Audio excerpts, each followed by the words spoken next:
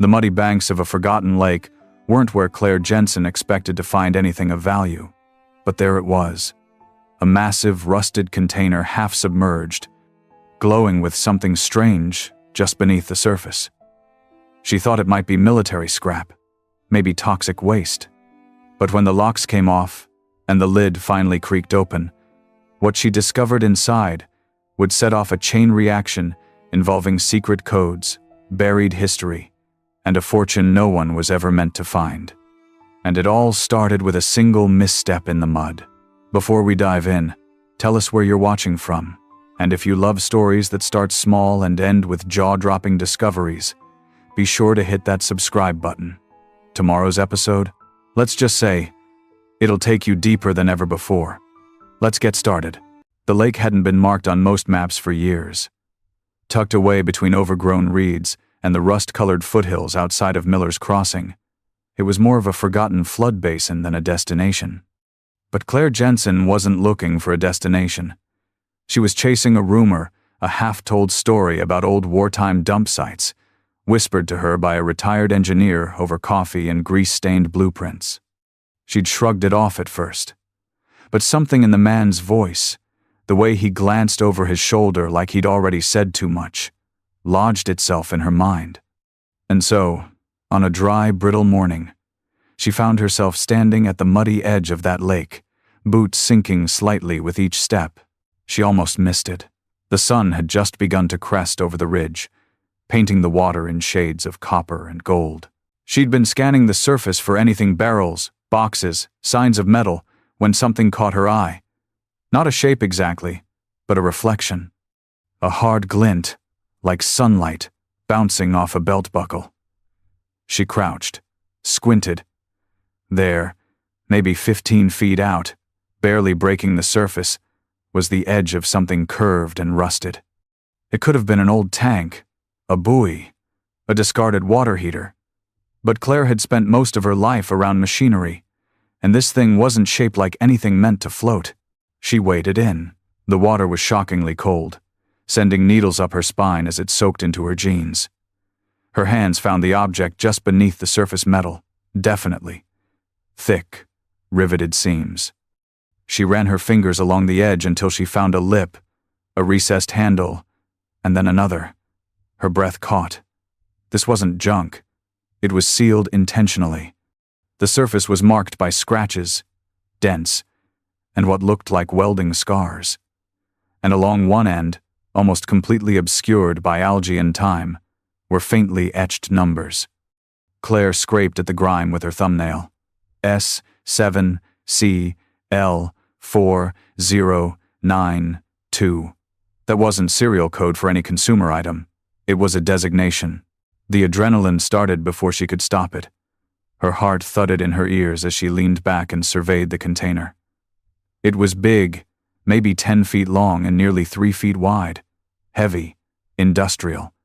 Like something that had been dumped in a hurry, not meant to be found again. She stood in the water a long time, staring down at it, trying to piece together what it could be. Her gut was already screaming that this was something rare, something dangerous, or both. But Claire Jensen had never been the type to walk away from a puzzle, especially not one that felt like it had been waiting. Dragging it to shore took over an hour. The container fought her every step, half submerged, slippery, wrapped in age and secrets. But she managed. And when the final edge scraped onto dry earth, she dropped to her knees, soaking and breathless, and stared. She didn't say it aloud. But in that moment, she knew. This was the beginning of something big.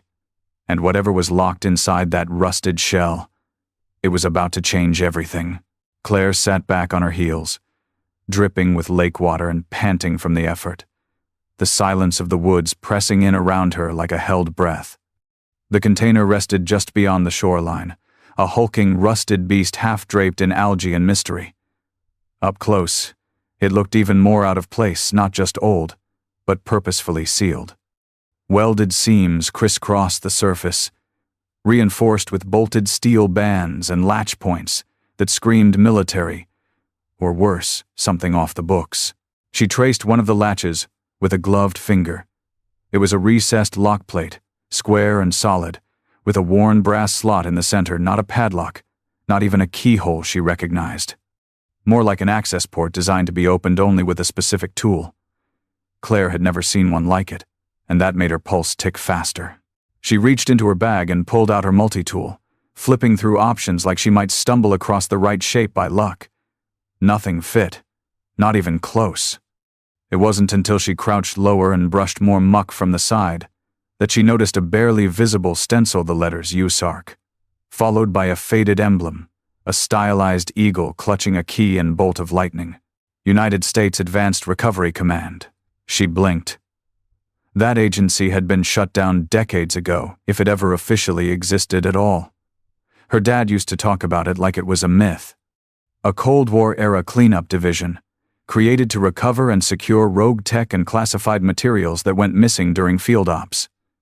Most people wrote it off as conspiracy. Claire had always thought it was just old soldier talk, but this was real, and it was lying in the mud at her feet. She stood slowly, heart pounding harder now. She knew what this meant. If the container belonged to USARC, then it was never supposed to be found. And if it was locked this tightly, then whatever was inside was valuable, or dangerous, or both. By the time the sun was fully up, Claire had pulled her truck down the dirt path, winched the container onto a makeshift ramp, and braced it tight in the bed with ratchet straps and cinder blocks. Every minute she spent out here with it in the open made her nervous. She kept glancing back toward the tree line, as if at any second someone might step out in full uniform and demand she put it back. But no one came, just the rustle of wind through cattails, and the groan of her suspension as she climbed into the cab and turned the key. The engine roared to life, and Claire stared ahead, knuckles white on the steering wheel. This was insane, dangerous, probably illegal. And yet, she didn't feel fear. She felt alive. As the truck rumbled down the old access road and back toward town, the container thudded softly behind her like a heartbeat, slow and steady, pulsing with secrets. And somewhere deep inside that rusted shell, $50 million worth of history waited to be unlocked. By the time Claire pulled into the back lot of her garage, the sun was high, and sweat clung to her like a second skin. Her shop, Jensen Auto and Salvage, sat on the edge of town like a forgotten outpost, half workshop, half boneyard. Most days, the lot was quiet except for the occasional customer or a neighbor dropping off scrap. But today, as she reversed the truck up to the loading bay, she swore the air felt heavier, like something had followed her back from that lake. She lowered the tailgate and stared at the container. It looked even more ominous out of the water, caked in drying silt and streaks of algae that ran like veins along its sides. The rust gave it a bloody undertone in the Sunday, and those black steel bands, taut and unyielding, weren't budging with anything less than industrial-grade tools. This wasn't a job for wrenches or bolt cutters. This thing needed plasma, maybe thermals. Whatever was inside had been sealed tight for a reason, and Claire wasn't going to pop it open on a whim. Inside the garage, the air smelled like oil and old rubber. She moved through the space like muscle memory, flipping on lights, unlocking the tool cabinet, rolling the torch cart into place. Her hands moved with practiced precision, but her mind was sprinting. What if she was wrong? What if she cut it open and found nothing but moldy documents and old machine parts? Or worse, chemical waste? A forgotten biological experiment? Something that should have stayed sealed? Her phone buzzed. She checked the screen. A message from Jackson. Still meeting for beers at 6? Or did you get lost in another junk pile? She stared at it for a beat, thumb hovering, then typed back, found something. Might be late. She didn't offer more. Jackson was her closest friend, and maybe more if things had lined up differently. But he'd worry. He'd tell her to call the sheriff, or the EPA, or someone with a clipboard and a hazmat suit. And right now, Claire didn't want red tape. She wanted answers. She spent the next hour cutting through the outer clamps. Sparks rained onto the concrete like fireflies, and the acrid scent of burned metal filled the space. She took her time, inch by inch, careful not to heat the container too much. She didn't know what was inside, and she wasn't about to trigger something by getting reckless. By the time she peeled away the final clamp, her shirt was soaked, and her arms trembled with effort. But the container was free unchained, though still sealed by the heavy-duty hatch along the side. A turnwheel lock, reinforced. The kind used on submarines or bank vaults. She stared at it, both awed and intimidated. This wasn't just a storage container, it was a vault. Someone, somewhere, had gone to great lengths to keep this thing shut. Claire stepped back, wiping her brow with the back of her glove. She didn't feel triumphant. She felt the quiet kind of tension that coils in your chest before a storm hits. There was a reason this thing was buried in a lake. There was a reason it had been locked, sealed, and forgotten. And soon, she was going to find out exactly why. Claire stood in silence for a long time, before touching the vault wheel. The garage, usually humming with tools and late-night radio, had fallen completely still, as if the air itself was bracing for what came next. She placed one gloved hand on the wheel and twisted gently. Nothing. It didn't budge. Of course it wouldn't. But it was the kind of resistance that spoke of mechanical will, not corrosion. Someone had locked this tight with precision. She exhaled, knelt down, and studied the wheel's housing. 4 recessed bolts surrounded the collar industrial, but not unbreakable. She retrieved the impact drill and started in, teeth clenched with every torque. When the final bolt popped free, the wheel groaned like it hadn't been moved in decades. She paused, wiped sweat from her brow, and placed both hands on the mechanism. "Okay, girl," she muttered to the container. "Time to tell me your secrets." With one slow, determined turn, the wheel gave way a full revolution, then a click, deep and resonant, echoing through the frame like a final breath. Claire stepped back. The hatch didn't swing open. It hissed. A slow, high-pressure release of air, old and metallic. It smelled like dust, iron, and something faintly sweet like time itself had a scent. The door cracked open a few inches. Just enough for her to see that it was lit inside. Lit. Her stomach dropped. She grabbed a flashlight, but barely needed it. The interior of the container glowed, with a soft, unnatural yellow light. Fluorescent tubes lined the walls, ancient but still alive, powered by some hidden battery or long-life tech she couldn't immediately identify. As the door creaked open wider, she finally saw what was inside. Rows of shelves. Not packed, but deliberate. And on those shelves, bars. Metal bars, perfectly stacked, each about the size of a brick and wrapped in dull olive-green casings. She reached out and lifted one. It was heavy, solid, too dense for steel. She peeled back the casing and gasped. Underneath was gleaming, polished gold, stamped with a mark she didn't recognize, Cyrillic letters, and a hammer and star emblem that looked Soviet. She blinked. Once, twice. Gold, Soviet marked. Sealed in an American military container? She set the bar down gently and turned toward the other end. A smaller shelf held a bundle of old papers, bound in cracked leather. A small metal lockbox sat next to it, next to something she hadn't expected. A handheld, digital device, the kind used for encrypted messaging, powered off, or maybe dead. She didn't touch it yet. She backed away, heart racing, vision swimming, the bar, the markings, the military stenciling. This wasn't just treasure. It was classified history. Smuggled, recovered, forgotten. $50 million worth of gold didn't just go missing. Her mind was already racing. Who had sealed it? Who had lost it? And more importantly, who might come looking now that it was found? Claire didn't sleep that night. Not really. After she sealed the garage and triple-checked every lock, she sat at her workbench staring at the container like it might vanish the moment she blinked. The gold sat inside untouched, still nestled in its military casing, but her eyes kept drifting to the bundle of documents and the strange metal lockbox next to them. She hadn't dared crack either one open yet. Not alone. Not without backup or at least a second brain. So she called the one person she knew wouldn't ask questions right away. Jackson Ames, former Army intelligence, turned small-town mechanic after a messy discharge. Claire trusted him with her shop, her tools, and her silence.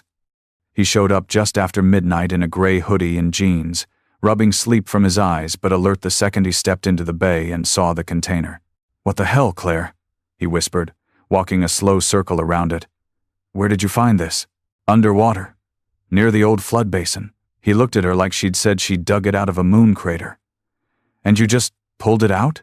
"Dragged it with the truck," she said, gesturing to the scratches in the floor.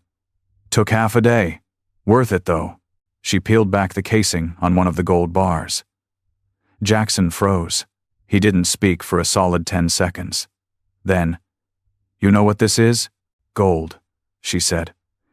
"Marked in Cyrillic. Soviet. But that's not the part that's freaking me out." She handed him the leather-bound bundle. He flipped it open slowly, carefully, like handling a relic. Inside were ledgers handwritten, fragile, some stained with water or age. Names, numbers, coordinates. Some were printed on yellowed carbon paper, others scribbled in pencil. But the language was unmistakable. Russian and English. Both. He turned to a page near the center. His brow furrowed. "This one. Claire, these aren't just records. They're logs, transfer, manifests." She leaned in. "From what?" He exhaled sharply. "Weapons, assets, people." She didn't understand at first. "People?" Jackson nodded grimly. "Operatives, scientists, engineers. Look here, this name, Yuri Vasilyev. He was a chemist. Defected in '84, then supposedly disappeared. No one knew what happened to him." He tapped the column beside the name. "Relocated. Codename. Ark Beacon." Claire stared at the words, heart ticking faster. "What the hell is Ark Beacon?" Jackson didn't answer at first. He was already flipping through more pages. "It's a program. I think this whole container was a part of it. Off the books relocations. War spoils, tech extractions, whatever they could steal, bury, or repurpose. And this," he gestured at the gold, "this was probably payment. Or bait." Claire let that sink in. It wasn't just money.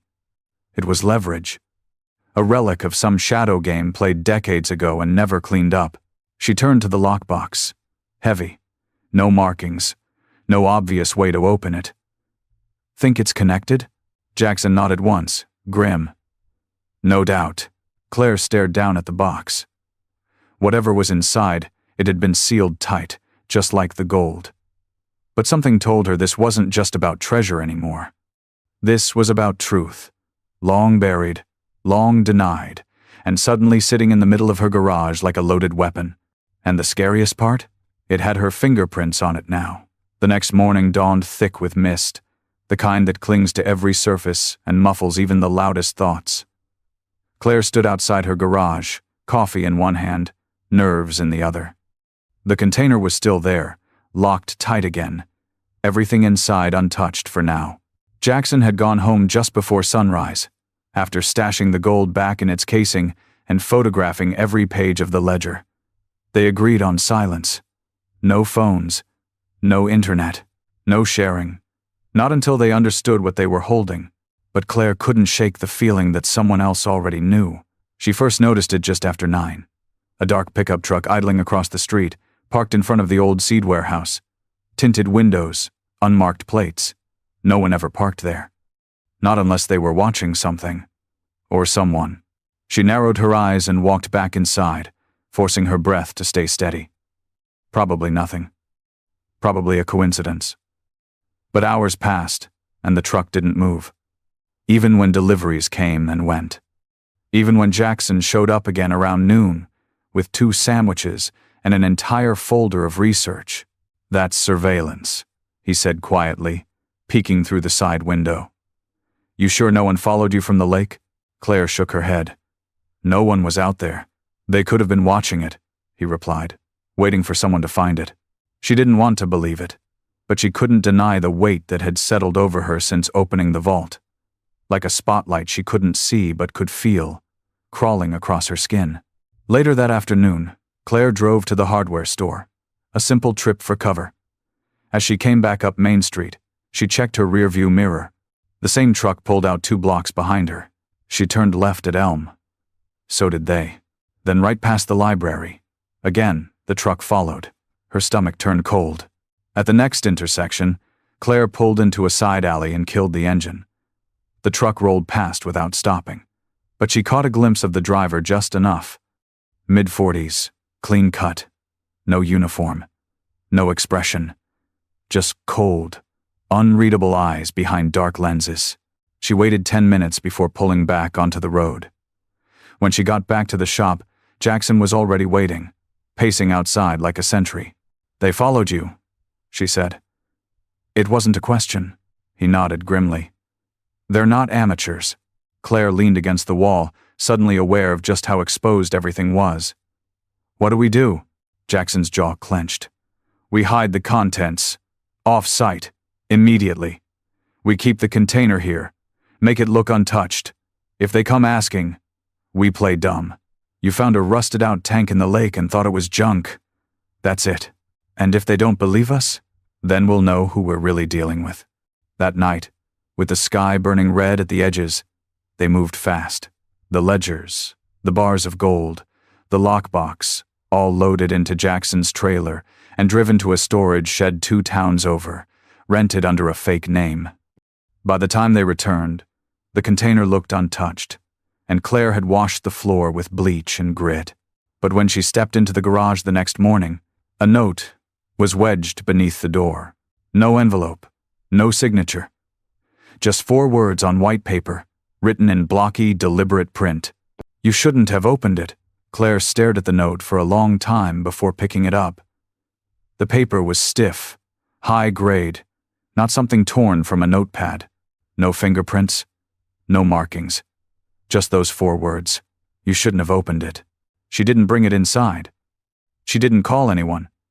She simply turned, locked the garage door behind her, and drove straight to Jackson's trailer. When she arrived, he was already outside, arms crossed, face pale. "I got one too," he said, holding up a matching slip of paper. Same blocky handwriting, same message. Neither said a word for a long time. By now, the container was more burden than curiosity.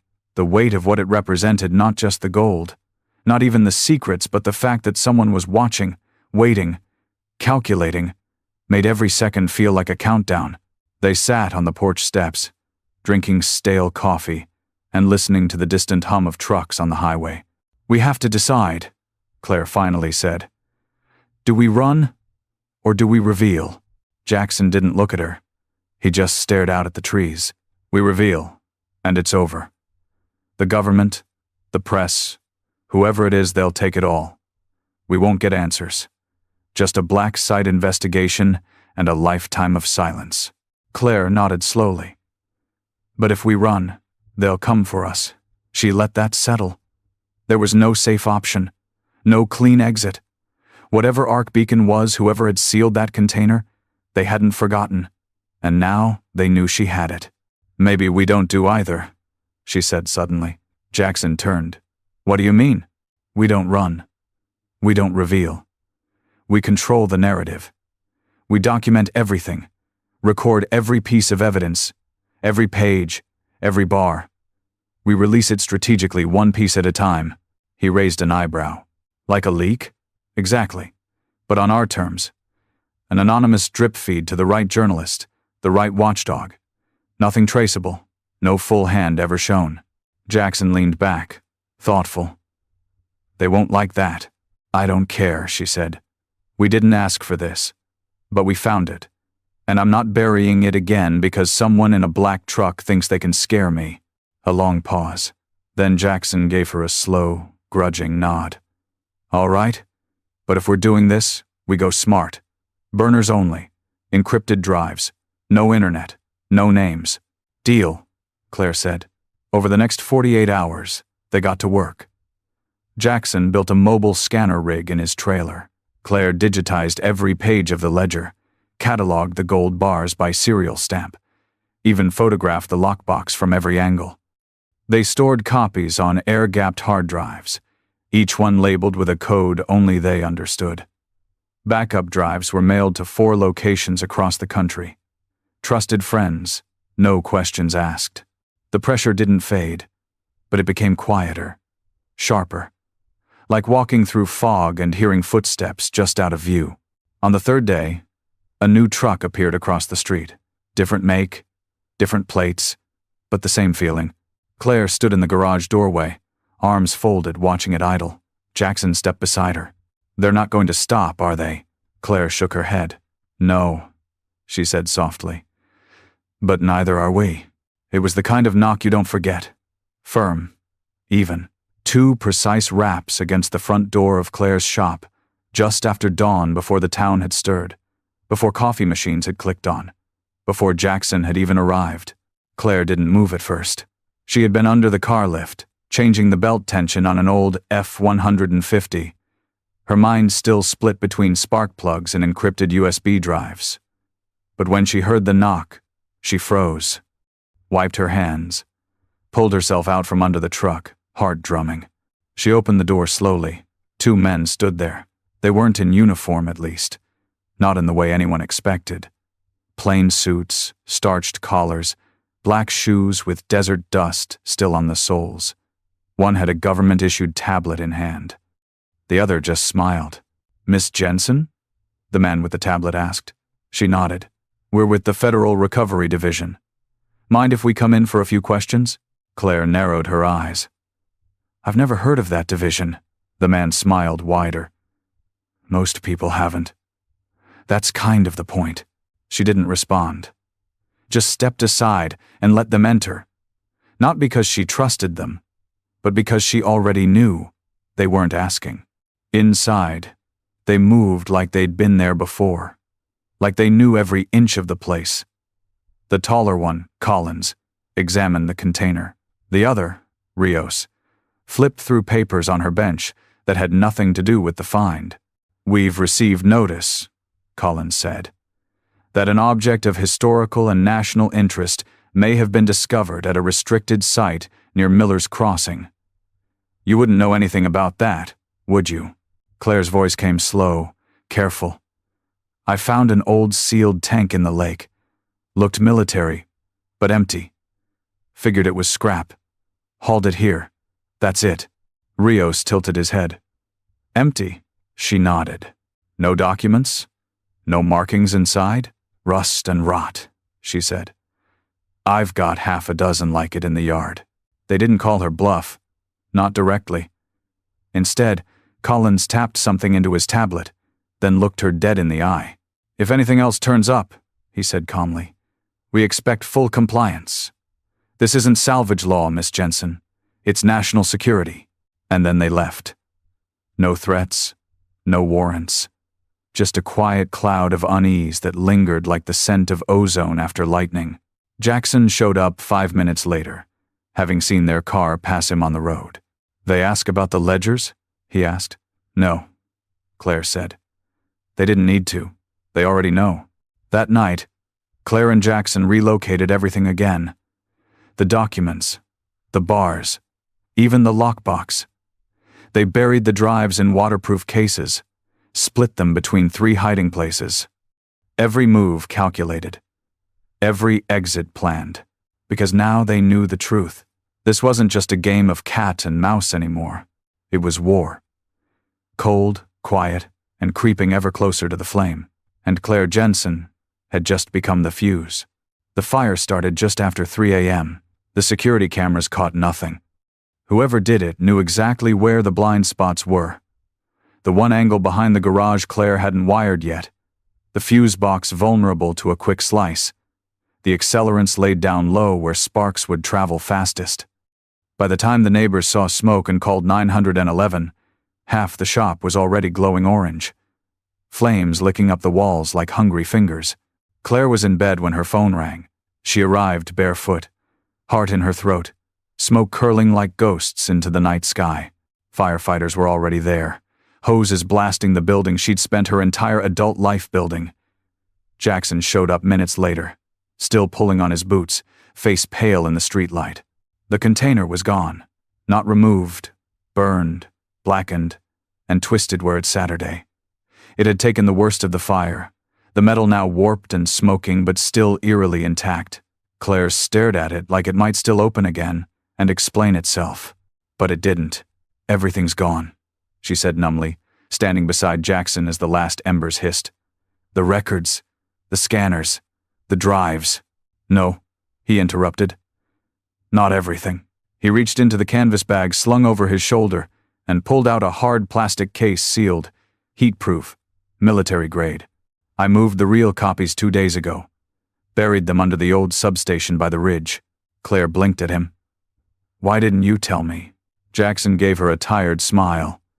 "Because I figured someone was listening, and I wanted you to react like you'd lost everything, just in case."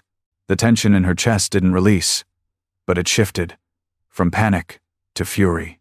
"Someone did this," she said. "Someone knew where to hit." "They weren't after the gold," Jackson said quietly. "They were after the trail. They wanted to erase the story, burn it before we could finish telling it." Claire clenched her jaw. The fire hadn't just taken equipment, it had taken memories. Photos of her father in that shop. Journals. Tools passed down over decades.